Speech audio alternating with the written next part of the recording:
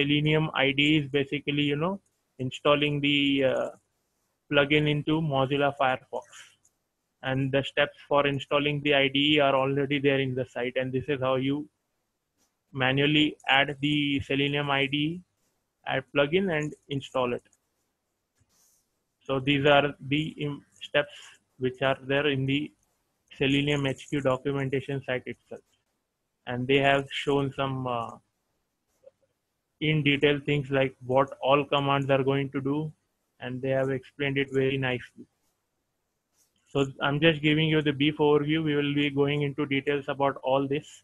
This is the first part. Then the second part is the Selenium WebDriver configuration.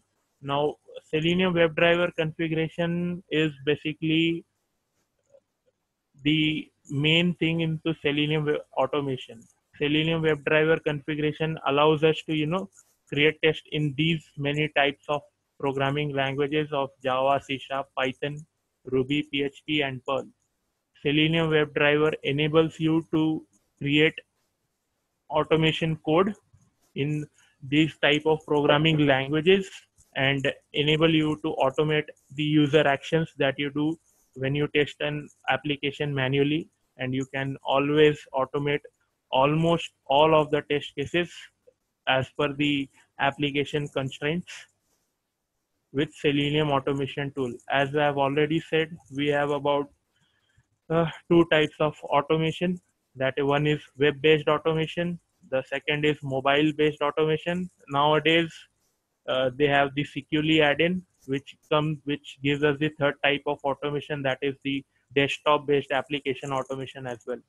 So we have overall three different type of automation. Number one, web-based automation for systems. Number two, mobile-based automation, and number three, desktop-based application or standalone application automation, which is possible through securely, which is leveraging Selenium API. Now, going on to the second tool, which is Selenium WebDriver.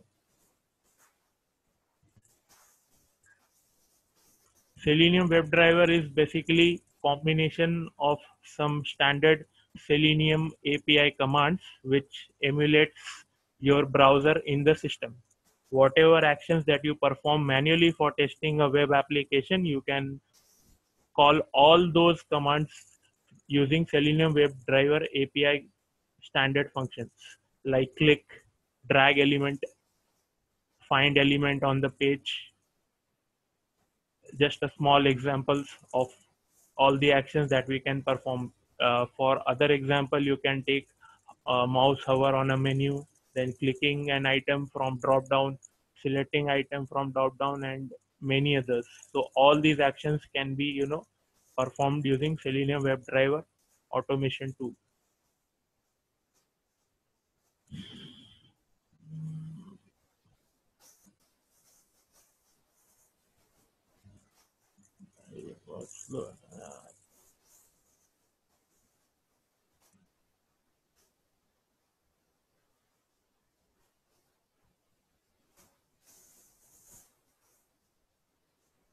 Now there is one more type of configuration which exists in Selenium, that is Selenium WebDriver API.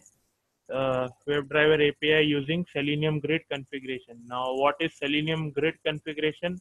You can take it as a networking router with a hub. What happens is there is a central hub which routes the automation request to various connecting nodes. So you can have a central hub which would be redirecting automation scripts on different nodes, and you can have parallel execution of the existing test automation scripts on different machines. So that is something about Selenium grid configuration. So I think we should dive into basic Java concepts, but before that, any of you guys have any questions to ask on Selenium introduction? Hello? Hello? Yeah, Ravi. Yeah. Yes, ma'am. No questions from my side. Yeah, no questions from my side. No questions? Okay. Then we can move ahead with this. So this is mm,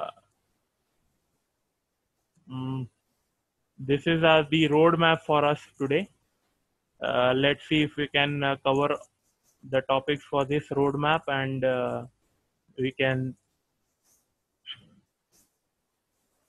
uh, go for the other things as well in addition to this.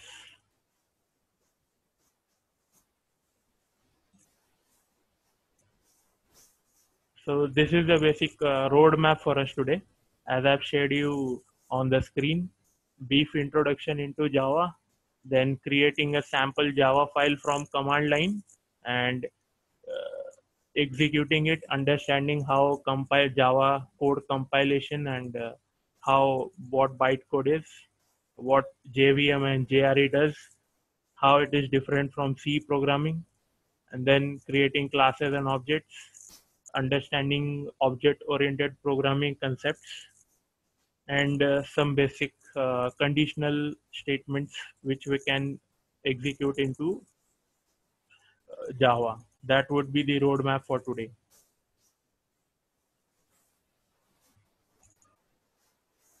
Okay.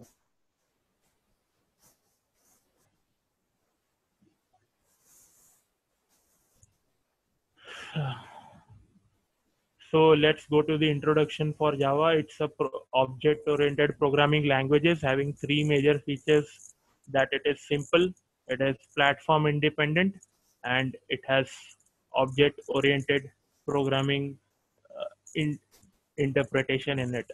Now, how Java is simple?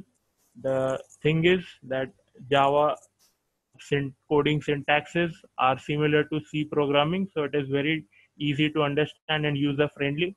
You can easily, uh, have the hang of the code once you start programming in Java. It is very simple to operate.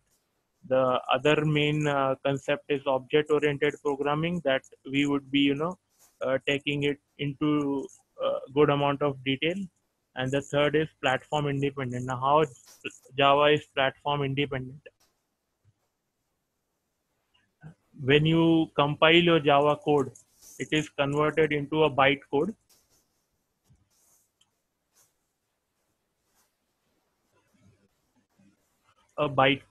and that bytecode is then, uh, can be platform independent or run into any system in any part of the world. That is the major idea about how Java can be platform independent. As you can see, write once and run anywhere. That is the motto of Java. Now, let us go to this slide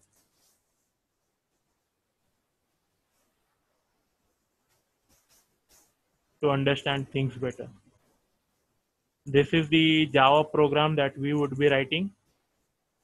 The Java virtual machine would be compiling the Java code and converting it into bytecode. Now, the process of compilation of Java code happens in this manner.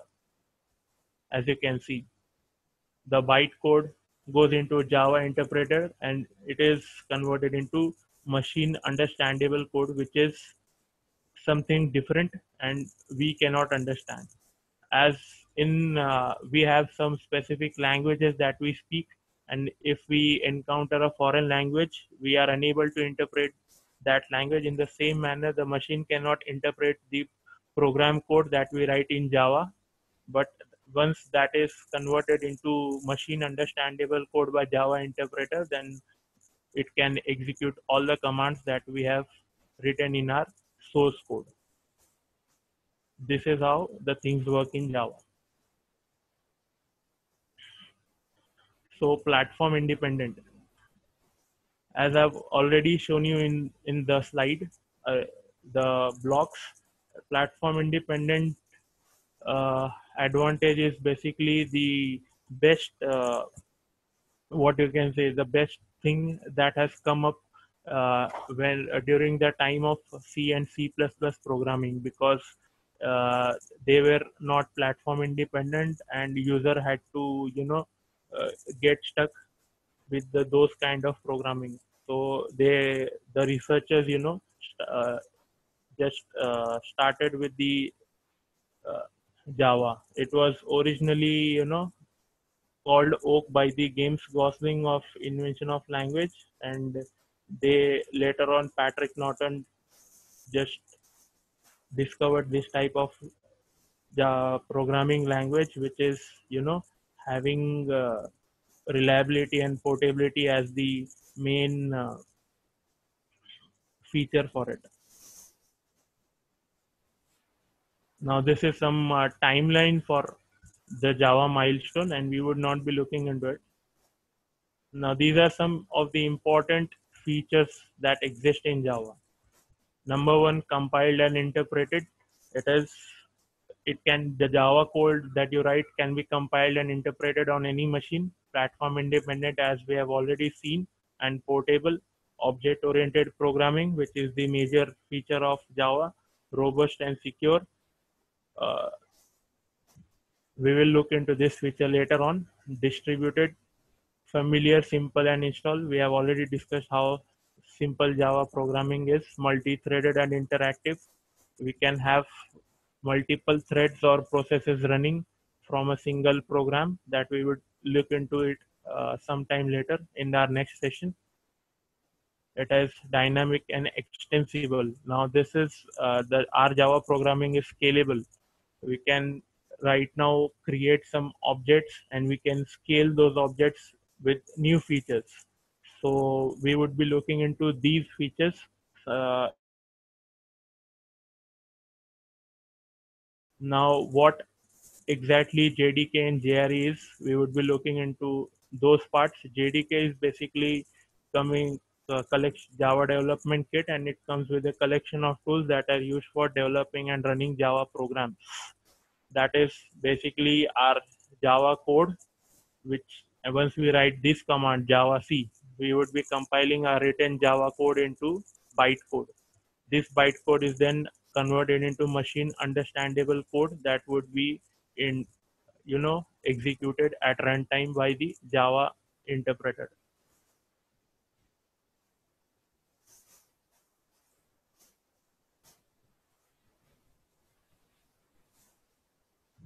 So this is how Java code is executed. If there is a web component, that would be going into Java enabled browser and giving us output. If it's a simple Java code, that would be going to Java interpreter and we can get an output on the console itself. Let us look into features of object-oriented programming. Now, what is object-oriented programming? You can take object-oriented programming as number of independent blocks.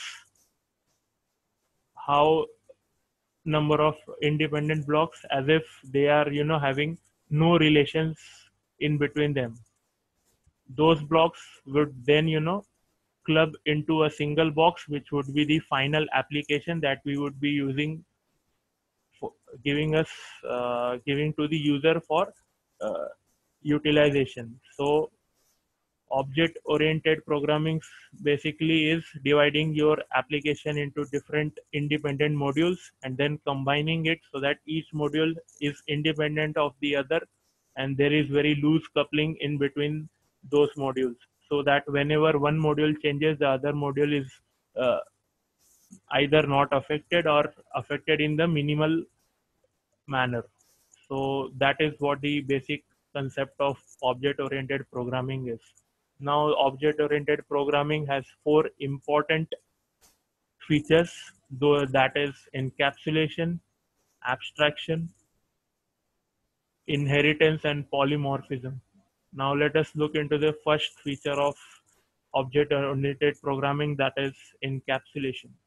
What is encapsulation? Encapsulation is basically achieved in Java using classes and objects.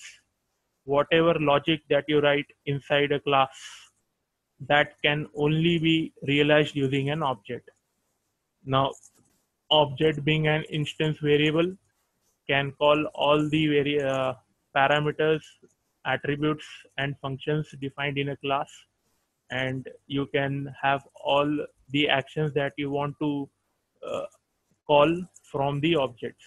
that is how you are hiding the logic that you have defined in a class, and you can only access that through objects. So that is encapsulation for you. The second concept is abstraction. Data abstraction is basically, achieved using interfaces and abstract class. Now we would be looking into abstraction in our next session, when we would be looking into inheritance as well, because I think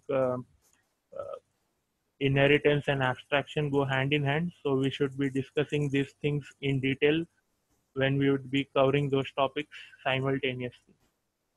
Now, polymorphism. What is polymorphism? Polymorphism is basically, one interface, multiple implementation. For example, you have an addition operator in Java. That addition operator can be used to perform addition as well as subtraction, as well as multiplication, as well as any other operation, arithmetic operation that you want to perform with that operator. So the addition operator is not only limited to, doing the addition function, but also doing the subtraction or multiplication. That is what polymorphism basically is, existing into multiple implementation, one operator in multiple forms.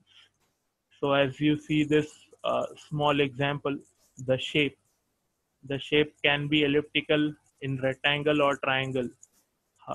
So the shape function can be, used by all of these three classes irrespective of the shape that they have, and we can always get their shape directly from the parent class. So that is how polymorphism is achieved. Now, the writing our first Java application. uh, I want you guys to unmute your microphones right now, because I want you guys to interact in this session. Hello. Yeah, Sunita and Okay. Madhurya, you can also Yeah, unmute your mic. yeah, Ravi. Yeah. So Sunita, you can unmute your mic.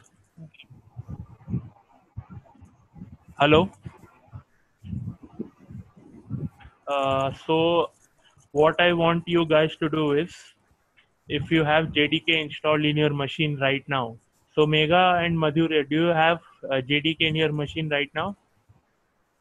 Ravi, yeah, actually, I have installed it, but unfortunately, I am joining from the mobile right now. Okay. So because if we had the, privilege of practicing things on the fly, then it would Yeah, have been really good. That's why I was stressing on this. But anyways, I would show you where to download this thing. If you go to this JDK, go to this JDK 1.6 64-bit.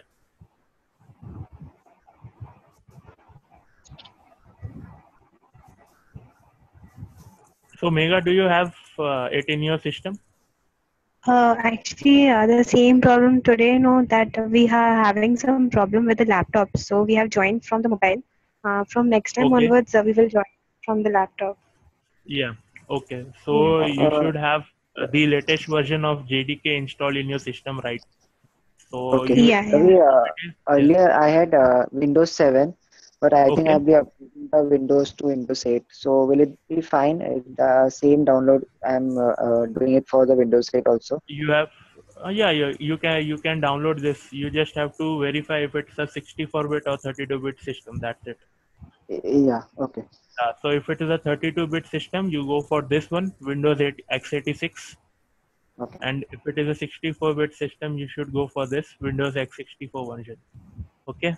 Okay. Okay. Thank you. Yeah. Okay. Yeah. So you can download this and install in your system.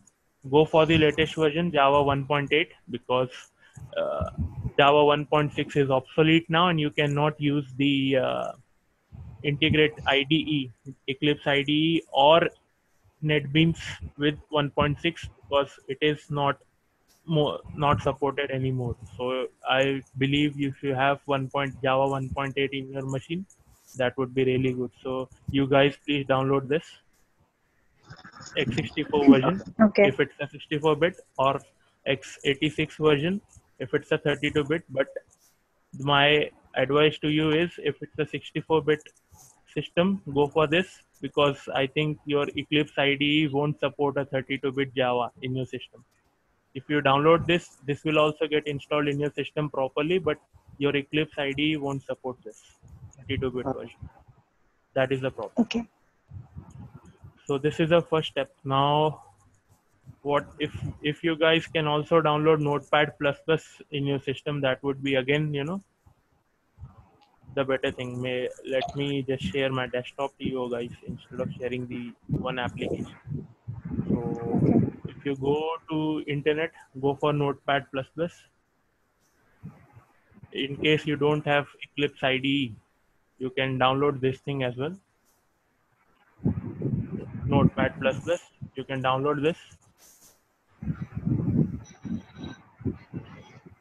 This is again a very powerful tool if you want to write your code. If in case you don't have any IDE, you can always leverage this tool.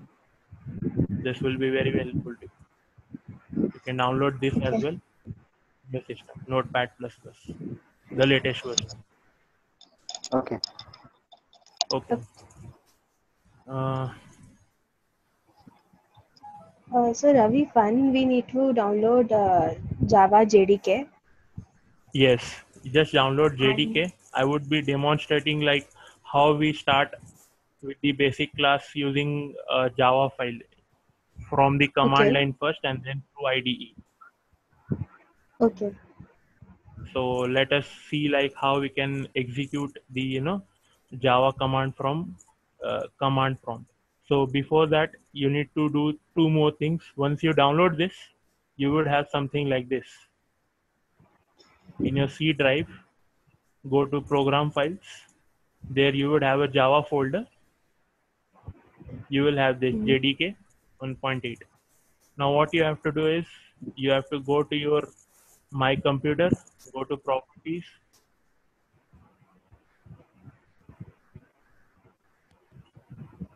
go to Environment Variables, and add this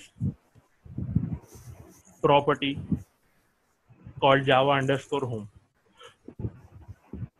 I hope this is clear to you guys. Hello? Oh, yeah. Uh, can you repeat the steps, Ravi? Yeah, Now we have to just download this all things. you can do this offline. In the next session, we would be requiring this on much more larger scale, because I want you guys to have some hands-on experience as well. In addition to me just giving the session, if you guys practice with me on in the session, then it would be really good. Okay. Okay. Ravi, in my computers, we have to go to the advanced part, and this is Java home is automatically created, or we have to edit it. You have to add this variable like this. Click on new, Oh, name okay. it as Java_home. Okay. Okay. Just Yeah. copy this path for JDK 1.8 and Okay. add it here and press OK. Since I already have it, I won't add it again. Okay. Okay. Oh, Now Yeah. the second part is, go to your path, edit it, and you add this part, bin folder. Okay. Just add this thing here. Okay. And give Yeah. a semicolon. Okay. Earlier, you didn't use the semicolon, right? You can add a semicolon there as well, but since it's a single variable, don't need to use it. Okay. Yeah. Okay. So just do this, and you're done. So I have already added this, so I don't have to add it. So I would click on cancel. So these are the two things that you have to do. Number one, create a Java_home variable to set the Java. Number two, add the binary part to the path variable for your environment variable. So once you are done with this, then we can verify the command prompt. Mm-hmm. Okay. if proper Java version is installed in our machine or not.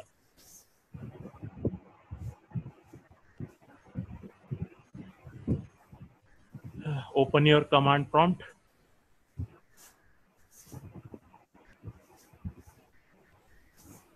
and just do this: Java space hyphen version. As you can see, it will give you the latest installed version in your system. Java 1.8 underscore 60, Java Standard Edition Runtime Environment JRE installed, and Java Hotspot 64-bit server VM installed.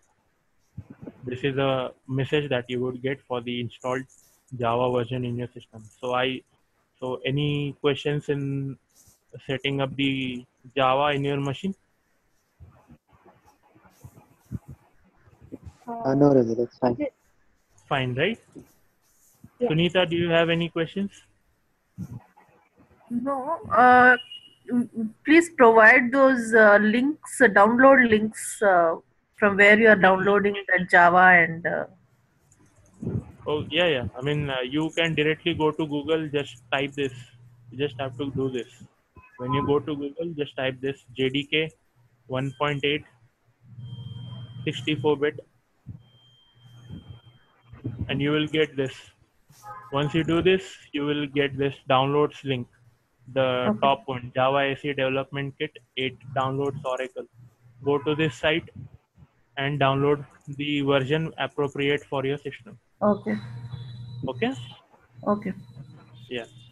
Now, let's move on to our coding part now.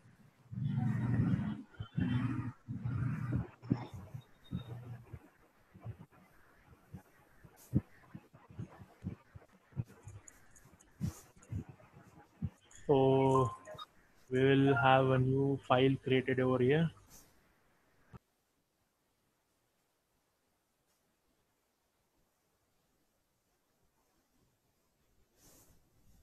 So, we are creating this file as a Java class file. So, we would be naming this as .java. So, hello .java. I would be saving this on my desktop for my reference. So, this is starting with the basic programming part. So the first thing that you have to keep it in your mind is the name of your class should be the name of the file that you are saving with. So I have to create a Java class file with the same name as the file name that I have just saved. So the class name would be the same: public class hello and curly braces. This is what is the basic structure of a class and how you define it. Now, for our understanding purpose, let us just create a basic main function. I would get into detail about what main function is in a short while.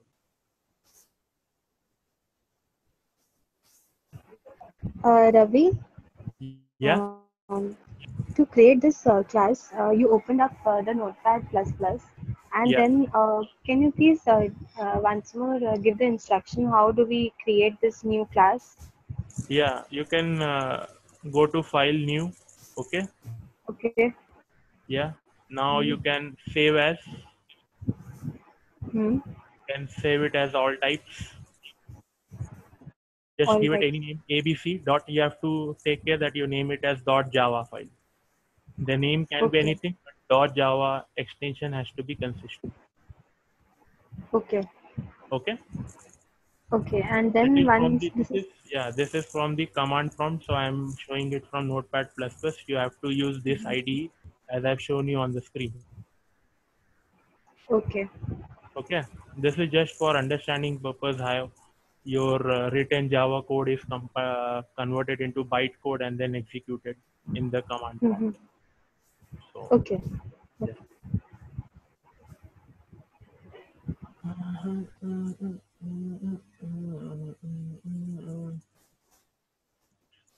As you can see, I have some things written in this hello class already.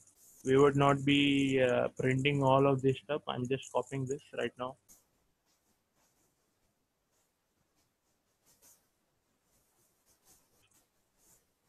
This is my class hello.java.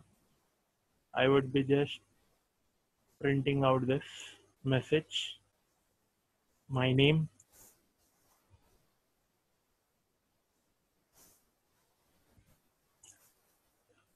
so what we can do something like this, whatever message that we can to type. So welcome, let's say Mega to Techcanvass.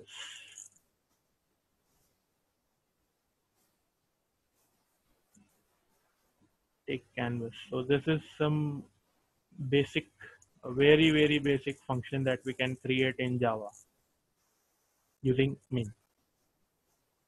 Now this function is very important when we are writing a Java, simple Java code, because the compiler can only understand a main function unless you are using some different frameworks for executing your test like JUnit or TestNG, which we would be looking into later on in our course.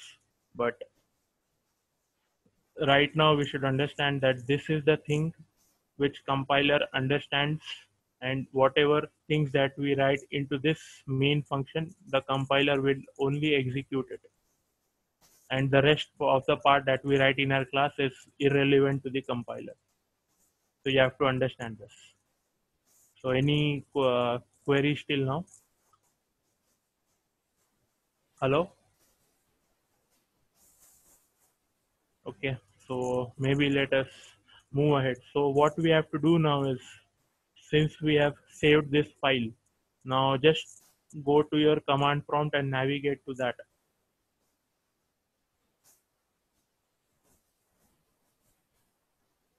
Okay. I have to go to this dir.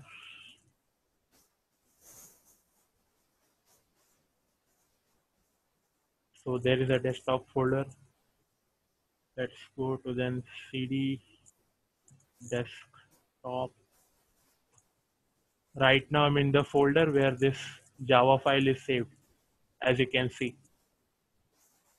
So what I have to do is just type this command, javac hello.java. What this would do is it will compile your written Java code into a bytecode. Press enter.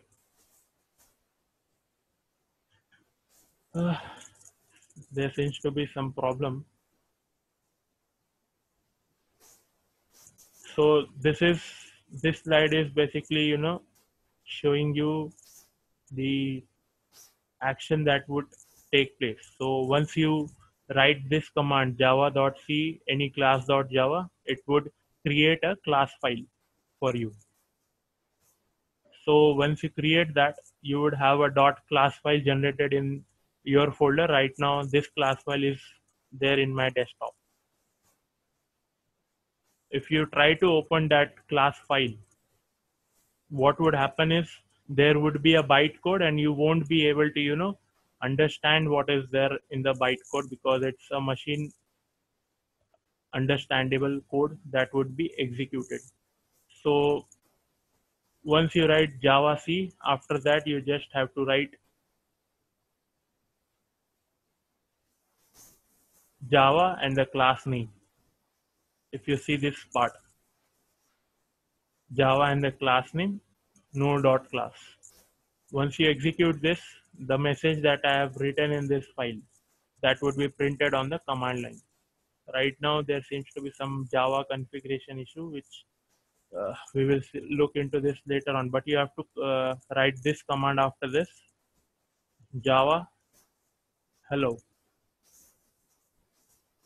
and you would be getting this message, welcome Mega to Techcanvass. So once you get this message, you have successfully compiled and executed your Java code. So this is how we run it from the command line.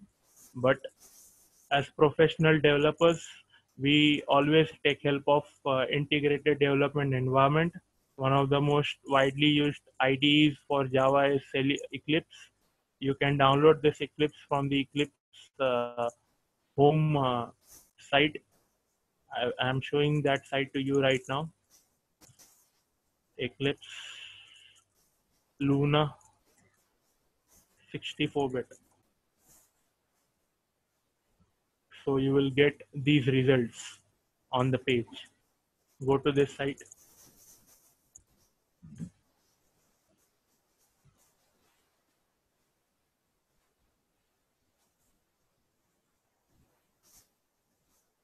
And always select Eclipse IDE for Java Enterprise Edition developers. So you have to download this Eclipse. Choose the version for the Windows that you have in your system, either 32-bit or 64-bit. So go to this, just download this. You will have a link to download. You have to click on this and your download will start. So I'm just stopping this download right now. So this is the page where you have to download your Eclipse. Just remember that you have to download the Luna version of the Eclipse. If you see, there is more download section on the page. Go to Eclipse Luna and just download it. This is because the latest version Mars or Neon is not supporting the all the Selenium automation functionality properly, and some crashes have been observed. So to avoid that, we should use Eclipse Luna version for creating our automation scripts and writing tests in Java. That is my recommendation to you. So any questions in downloading and installing Eclipse till now?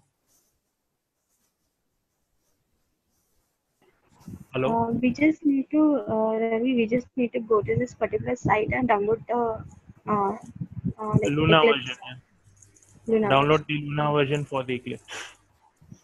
Okay. Yeah, as I've just shown you. Just Okay. go to the, if you have not understood, just go to this. This would be the landing page for the site. Just go to Mm-hmm. more download section, click on Mm-hmm. Eclipse Luna and download. Okay. Okay. So Okay. you would get this. Now you have to take care that you download this version for Java EE developers. Okay. Okay. Eclipse. Yeah. Okay. Download the version which you want, 32-bit or 64-bit as per your system. Okay. Okay. So we would be uh, executing the same command in this place now, that hello class, to make you understand this slightly better.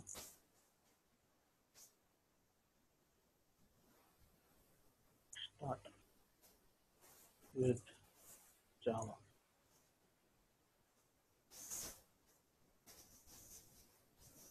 Remember to check this checkbox to create the main function directly in your class.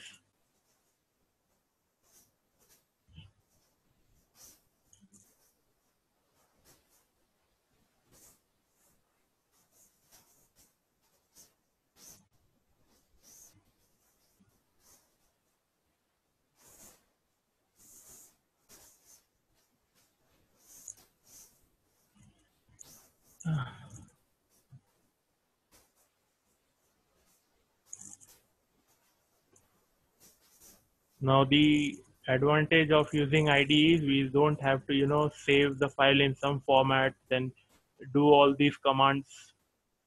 It will take care of all this by its own self. So we just have to, run this as a Java application. And this would give me the output. As you can see, the program has compiled without any errors. Welcome Mega to Techcanvass. This is the message that we wanted to display on the console, and it has successfully displayed. Now to understand what are the access modifiers in Java, let's take a look at it one by one.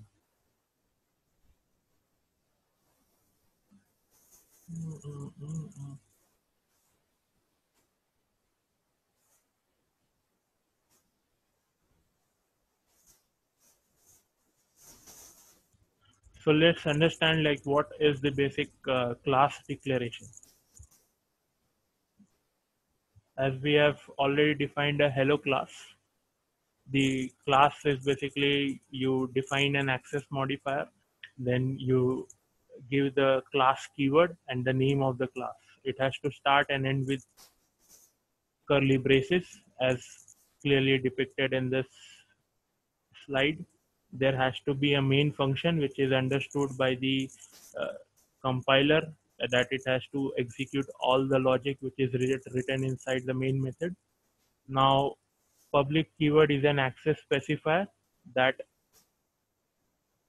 specifies to the compiler that it is a public method and can be accessed without any specific permissions. Static keyword is something which we would take a look at it later on. Void is basically the function is not returning any type, anything from itself. String args is a command line parameter. If we are writing our code from the command line, then we can specify something in string arguments, and that can be utilized in our program, but that is rarely used. The output of a program that we have just printed will come, that is executed. Now this is the interpretation of the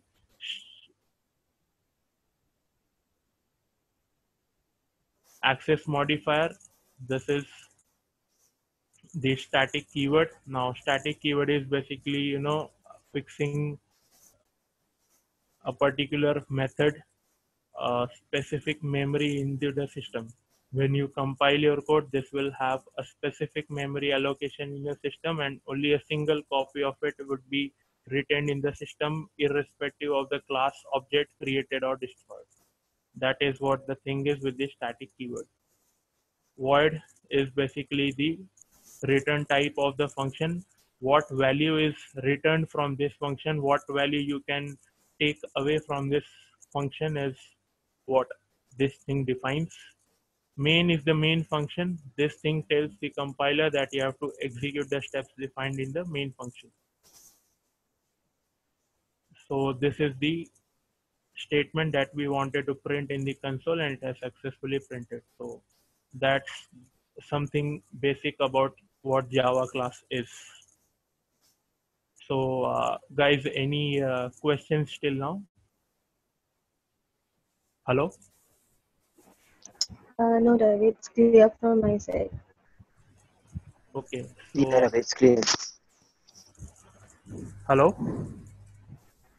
Yeah, Ravi, it's clear from my side too. Yeah. I think hello. She is Shivangi on the call right now. Hello? Hello?